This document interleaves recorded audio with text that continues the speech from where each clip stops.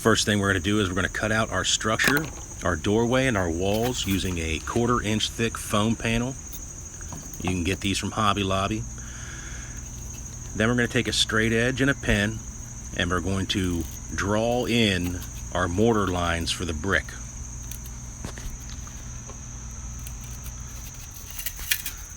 Once we're done with that, once we've made it natural, the brick lines, we're going to take a hot glue gun. We're going to put glue along the inner edge of that doorway arch. Be very careful with the glue because that can melt the foam and it can mess up your structure just a little bit. But once you get that done, then we're going to place the arch into the wall and leave it hanging just a little bit, just enough so that it gives it a more three-dimensional tone when it comes to the archway of the door.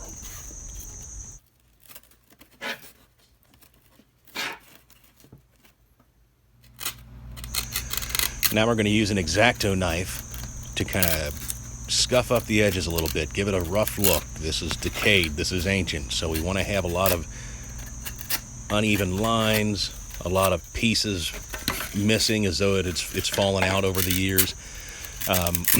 Be careful, you do not want to cut yourself with one of these knives. It hurts. I know what I'm talking about. And be very, very careful when doing the doorway. Then we're going to take a piece of brick or rock or a rolled up aluminum foil, and we're going to press that onto the walls to give the rocks a more natural look. It'll be dense, and this will really catch that paint once we start the base coat.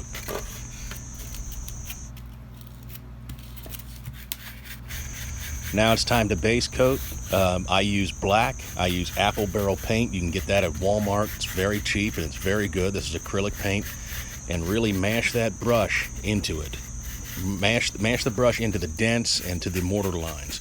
That way you get a good base coat. And once we start to lighten up the walls with our gray colors, it'll catch those mortar lines better. Don't have to wait long for the paint to dry.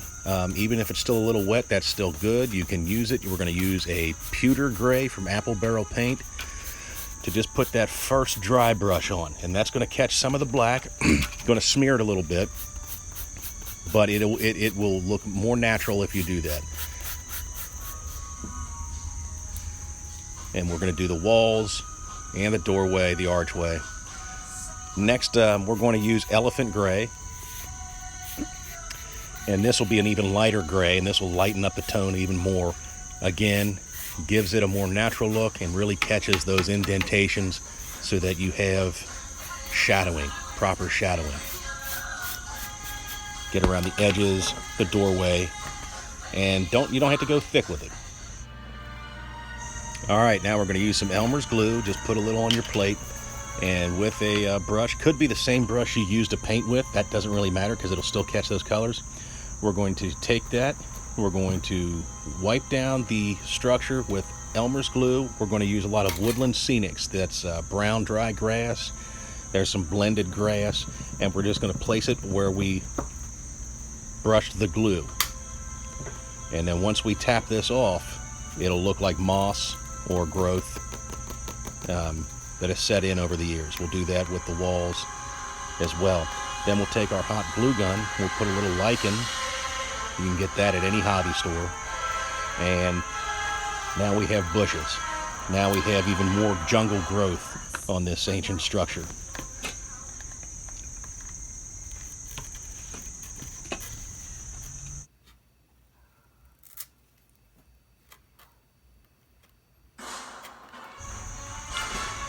Now that everything has been glued on, we're going to let it dry just a little bit, and then we're going to line up our walls. Taking a hot glue gun, we're going to squirt glue on the edges and place it together. And this is the finished product. This is for the 1/18 scale, 3 3/4 inch action figures that you might have. Pretty easy project, and I hope to see you again.